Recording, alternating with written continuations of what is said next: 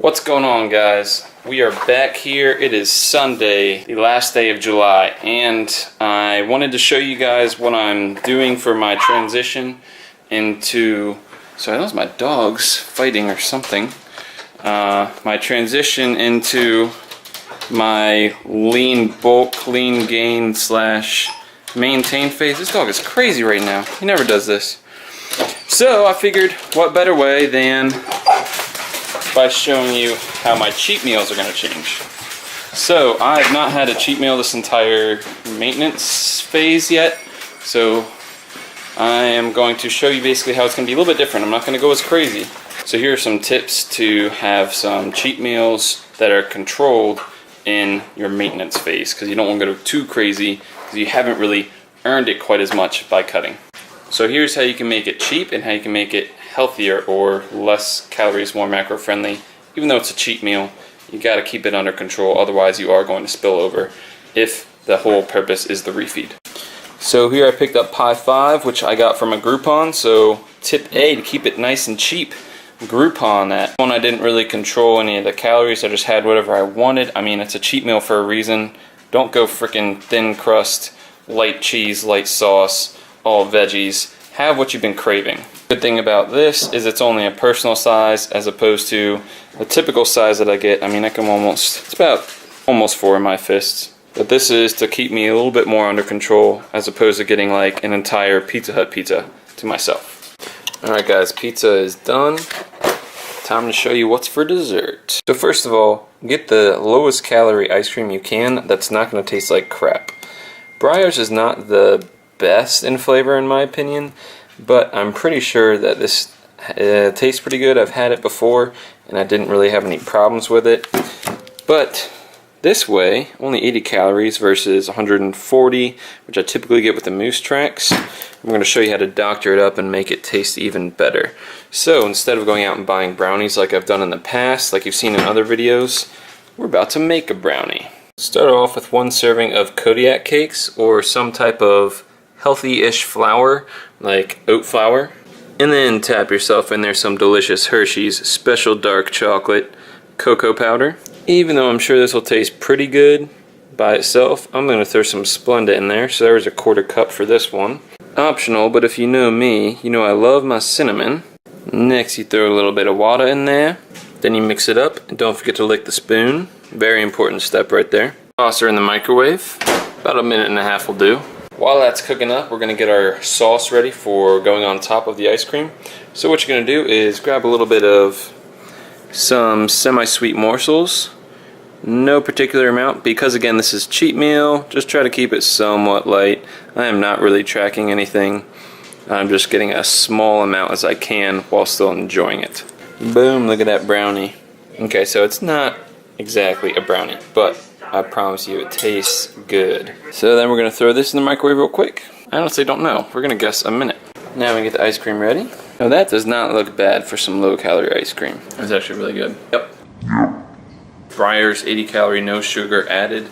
Tastes just like ice cream, so why not? Okay, so something that small amount, don't cook it for a minute. Because as you can see, there's a little bit of burnt in there. We're going to add some cashew almond milk. It's a little bit soupier than I want it, so all I'm going to do is add some more chocolate chips and throw it back in real quick. That's looking a little bit better consistency there for some chocolate sauce. Yes, we just took an 80 calorie ice cream and made it more, but the point is we're saving money and we're also saving macros too. And there you have it. We got a nice little brownie ice cream with chocolate sauce on there. Oh yeah, that's quality. It's not the same thickness as a brownie, but it's still really good for a cheat meal. You're not gonna hate it.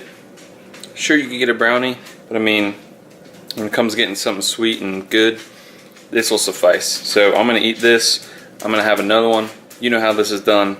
That's pretty much it. Other than that, I'm going to pretty much follow what I usually eat afterwards, because this is purposefully more calories than I usually eat to spike the metabolism. So that's it for the video, guys. Hope you enjoyed the few little tips here. That's what I'm doing right now. Please like, share, and subscribe, and I'll see you on the next one. Hey guys, let's go for a walk.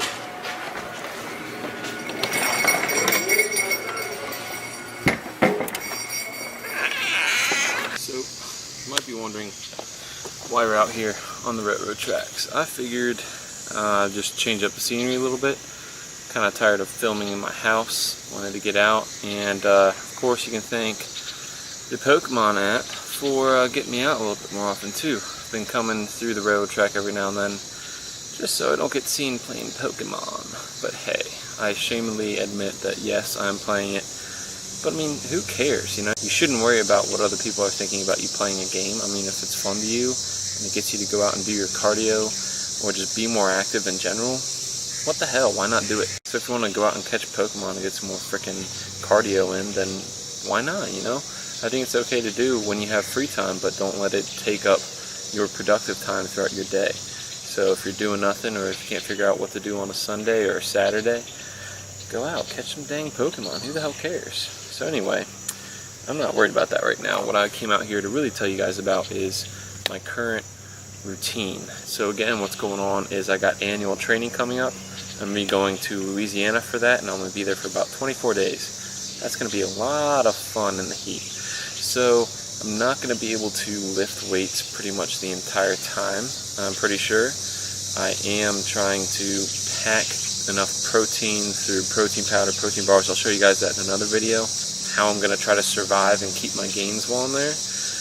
But I'm not going to be able to lift, so I want to make sure that I get in as much heavy lifting and strength training as I can before I head out there and can't lift anymore, because I know that without lifting, I'm going to lose a little bit of strength, lose a little bit of muscle. So my goal is to build as much as I can right now without going crazy and getting fat, because who knows, with the MREs and the food out there, I also might put on a little bit of body fat while losing a little bit of muscle. Obviously not what we're trying to do.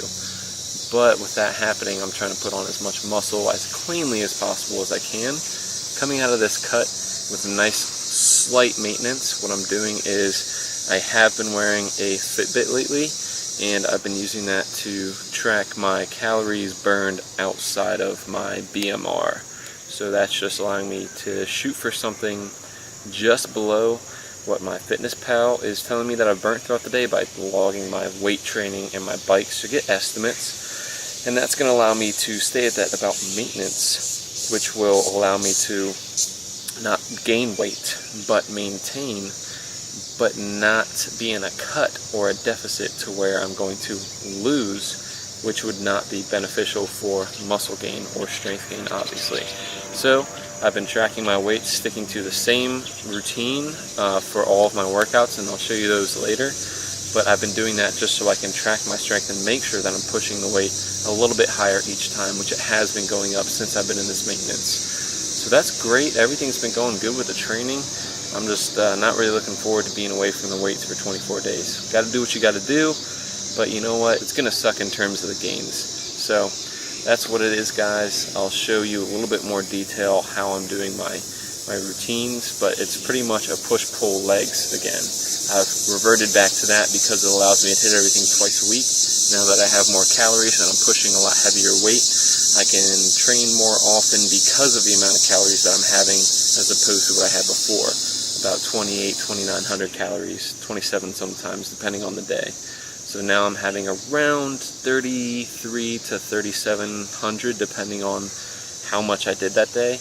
Like for example, that's why I'm wearing the Fitbit. If I'm walking around a lot to train people at the gym, I know I'm burning a lot more calories, and I want to make sure that that's not taking away from my muscle. So it's basically like cardio all day, just like going out and catching freaking Pokemon. So that's what we got going on, guys. Just want to give you a quick recap of my training currently, and I'll give you more detail later. Again, thanks for watching.